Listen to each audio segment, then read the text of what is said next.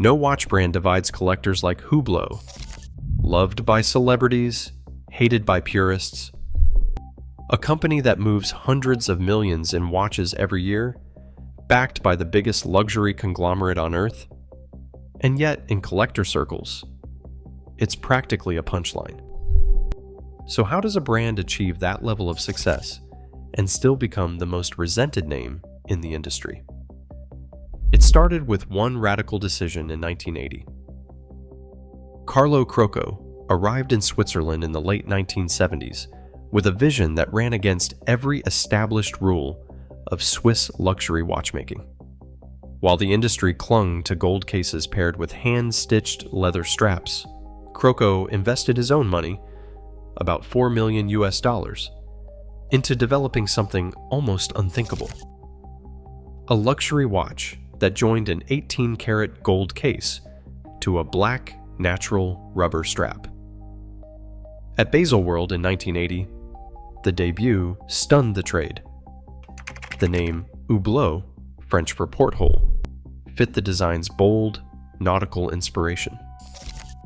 The watch's bezel, secured by visible screws, nodded to ship architecture, but it was the rubber strap that truly set collectors talking.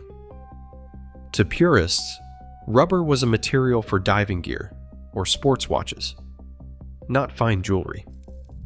Swiss trade journals described Crocco's invention as a shock to the establishment.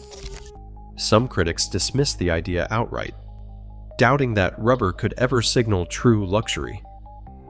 Others, though, saw technical merit. The strap was waterproof, lightweight, and engineered to last. Sales in those first years were modest, around 500 units in 1981, doubling by 1984. But among a small circle of collectors, the watch's audacity became its calling card. Priced above most rivals, the original Hublot stayed niche, its appeal limited by the very fusion that defined it. The company remained a curiosity on the margins, admired for its nerve, but far from a mainstream success. Crocco's gamble set the tone for everything that followed. A brand built on disruption, long before the wider market was ready for it. Jean-Claude Biver walked into Hublot in 2004 with a plan to make waves, not ripples. The company was still a niche curiosity, but Biver saw something more. A chance to build a luxury brand around a single, unmistakable identity. He called it the art of fusion, a philosophy that turned the old rules of Swiss watchmaking on their head. Instead of choosing between tradition and innovation, Hublot would combine both, welding gold to ceramic, steel to Kevlar, and always anchoring the watch to that signature rubber strap. The Big Bang, unveiled at Baselworld in 2005, became the physical proof of this vision. With its oversized 44.5mm case, visible screws, and layered construction, the watch looked nothing like its conservative competitors. Materials collided. Gold, ceramic, carbon fiber, and rubber merged into a single statement piece. The effect was immediate. The Big Bang did not just stand out, it demanded attention. Orders soared to around 15,000 in its first year, a leap that stunned the industry and proved Hublot could generate commercial momentum, not just controversy. Biver's approach was unapologetically bold. He once explained that the goal was to make the customer feel that Hublot belonged to his world, his lifestyle, his dreams. The result was a watch that acted as both a fashion object and a badge of modern luxury, a product that thrived on spectacle and visibility. For some, this was heresy. For others, it was the future. The Big Bang's success cemented Hublot's reputation as a disruptor, and the art of fusion became more than a slogan. It was the company's DNA. Branding that once lived on the wrist of a few risk-takers now stretched across the world's biggest stages. Hublot's logo appeared on the fourth officials board at the FIFA World Cup, timing every substitution and stoppage, and became a fixture on the pitch from South Africa to Russia. The company poured resources into football, sponsoring not just teams, but entire tournaments, making itself the first fine watchmaker to partner with FIFA. Motorsport followed, with Hublot's name racing alongside Ferrari, culminating in the tech frame Ferrari Tourbillon chronograph, a collaboration that fused Italian speed with Swiss audacity. Usain Bolt, the fastest man alive, joined as a brand ambassador in 2010, lending his record-breaking image to the Big Bang Unico Usain Bolt edition. The brand's reach extended into music and art, with limited pieces tied to figures like DJ Khaled and Takashi Murakami, ensuring Hublot was seen on red carpets and in music videos as often as in boutiques. This surge in cultural presence was powered by a major shift behind the scenes. In April 2008, LVMH announced its acquisition of Hublot, paying around 250 million Swiss francs. Headlines in the business press called it a bet on high-growth, high-visibility luxury. LVMH's investment tripled Hublot's marketing budget and expanded production capacity, turning a once niche disruptor into a global force. By 2010, annual output had tripled, and Hublot boutiques appeared in cities from New York to Hong Kong. The brand was no longer a curiosity. It was everywhere, engineered into the fabric of modern sport, celebrity, and style. Recognition in the watch world doesn't always translate into respect. For many seasoned collectors, Hublot's rise was less a triumph and more a provocation. The brand's watches, especially after the Big Bang era, became easy to spot. Large cases, visible screws, bold materials, and a presence that left nothing to chance. But in circles where tradition and subtlety matter most, this approach read as loud, even brash. The oversized designs and aggressive styling drew a line in the sand, signaling status and spectacle instead of restraint. That visual language fed a lingering stigma, Hublot as the watch of the nouveau riche. On collector forums and in watch magazine columns, the phrase comes up again and again. Hublot sells presence before pedigree.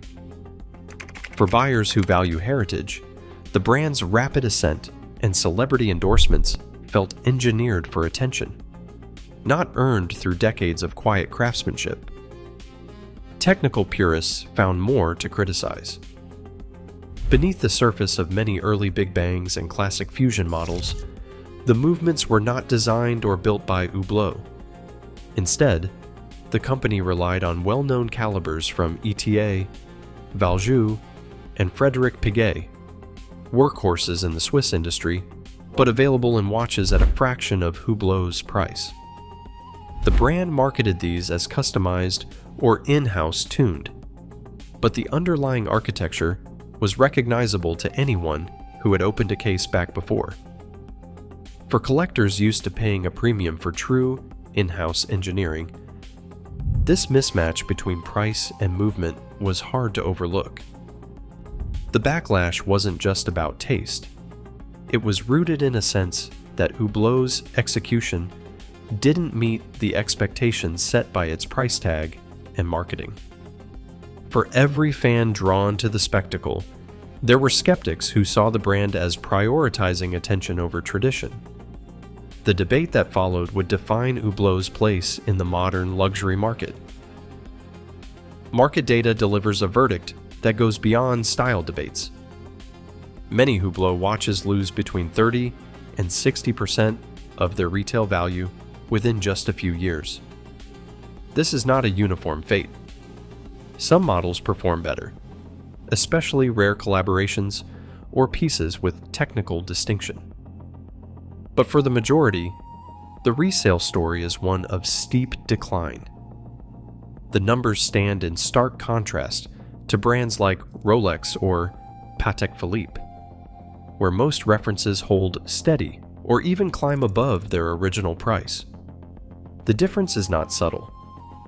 A Big Bang classic that sells at retail for $9,000 might fetch only about $5,500 on the secondary market. Classic fusion models see similar drops. The sheer volume of limited editions, dozens released each year, makes it hard for any single Hublot to feel truly scarce. As a result, buyers who expect their watch to act as a store of value face a tough reality. The market treats Hublot less as an heirloom and more as a fashion statement, with all the volatility that brings. Scratch-resistant gold is more than a marketing line. In 2012, Hublot unveiled Magic Gold, a patented alloy developed with the Swiss Federal Institute of Technology. By fusing boron carbide ceramic with 24-karat gold, Hublot achieved a hardness near 1,000 Vickers, making it the first gold case that resists everyday scratches. This is not just visual drama, it is a material breakthrough that even rival brands have struggled to match. Magic gold cases, machined only with diamond-tipped tools, have become a signature for the brand, showing that boldness and technical achievement can go hand in hand. The story continues inside the watch. After years of criticism for using outsourced movements, Hublot introduced the Unico chronograph in 2014. Designed, built, and finished in-house, the Unico features a visible column wheel, a 72-hour power reserve, and a double-clutch system, details that matter to collectors who care about what is under the dial. The Unico did not just answer the movement debate, it pushed Hublot into the ranks of true manufacturers. Hublot's experiments with ceramics, carbon fiber, and full sapphire cases have also rippled through the industry. Brands from Audemars Piguet to Tag Heuer now chase the same material innovations. As Hodinkee put it, we should not diminish the impact of Hublot's Big Bang. Its cultural and technical influence is real. The best argument in Hublot's favor is not that it follows tradition, but that it redefines what modern luxury can look and feel like.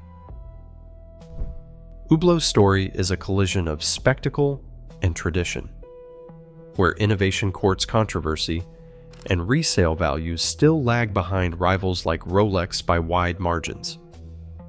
In a market obsessed with heritage, the real risk is ignoring what boldness can actually achieve. For more stories like this, subscribe now.